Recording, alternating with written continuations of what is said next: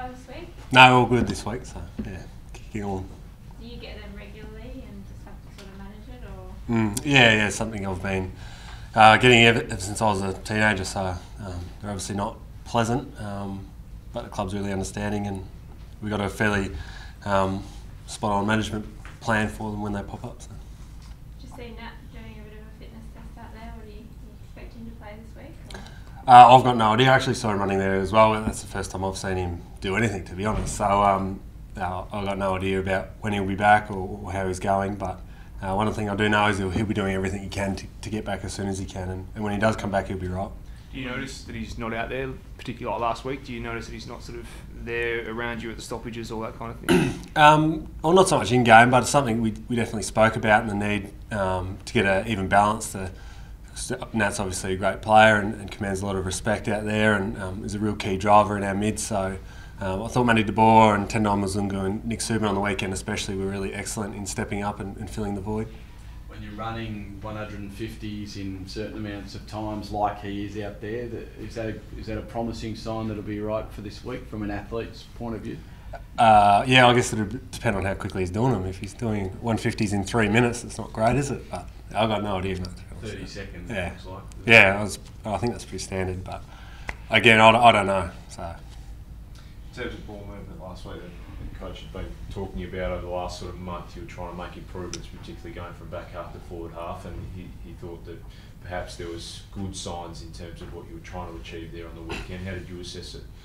Yeah, very similar. Obviously, we're in the same group, so yeah, I thought we took some big strides forward in that area. Obviously, lacked a bit of polish and a little bit of turnover. And a few suicide play-ons. We were going too quick at some stages, so it's a problem with our group. We get a message and we kind of tend to overcorrect sometimes, and it's just about trying to find that balance now and get a bit more polish and hitting a few more targets moving forward. How hard is that to do things instinctually as opposed to perhaps take the message too far?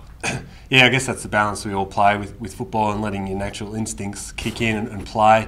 We've all been playing for a long time and got to the stages where we're at. So, yeah, it's just trying to manage the group, I guess, and not ram messages home. Just trying to gentle guiding teaching points. Do you have to take some ownership yourself of being a leader within the group and one of the better ball users? Do you have to sometimes direct guys to calm down and just keep the messages simple throughout games?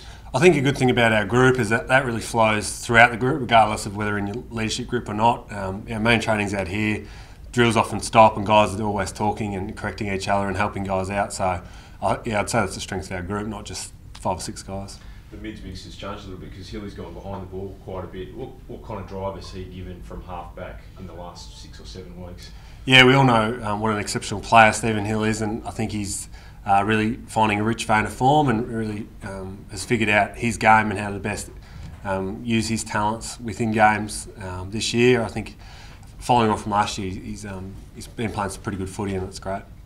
Saints this week, a team that's probably given you a bit of trouble over the last few occasions, and obviously they're not up the top of the ladder, but they're a tricky opponent this weekend. Yeah, absolutely, and they've had games this year where they've played some exceptional football, and we're certainly under no illusions about how we performed last time we met them over there, and we're very disappointed in that game.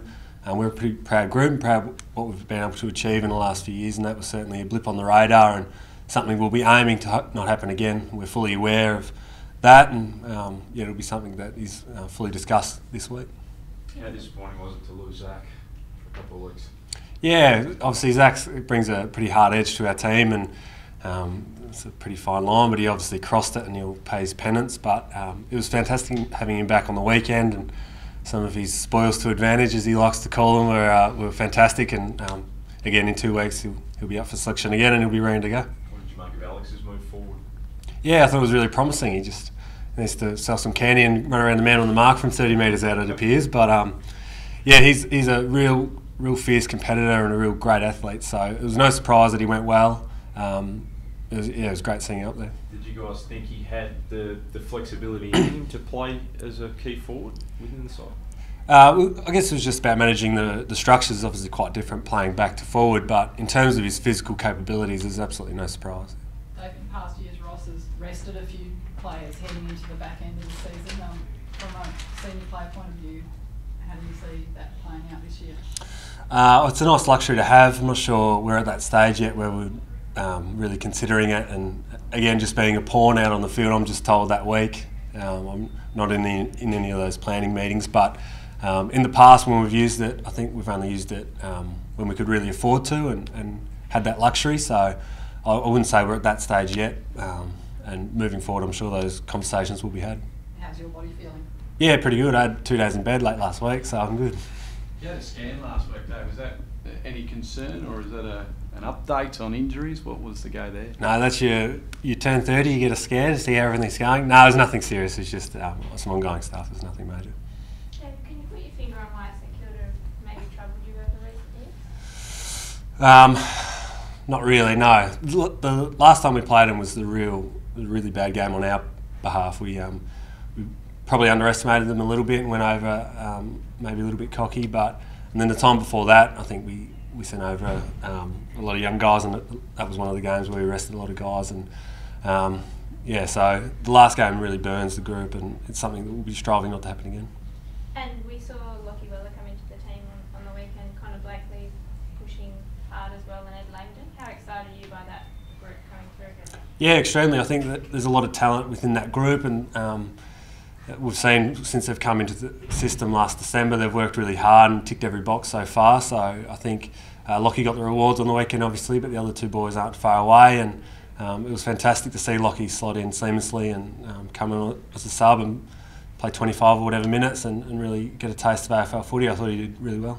Has he been getting any ribbing? Because there's been a bit going on in the media about his good looks.